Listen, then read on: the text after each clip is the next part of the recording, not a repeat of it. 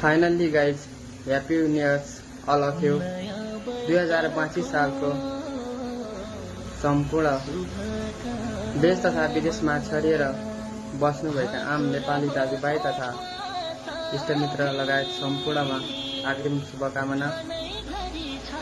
पुरानो साललाई भुलेर अब नयाँ साल लगालौं। सुनौलो सपनाको साकार, खुसीहरूको अनमोल उपहार र सुगन्धित हावाको खुशबु लिएर नववर्ष तपाईहरुको जिन्दगीमा बास होस्।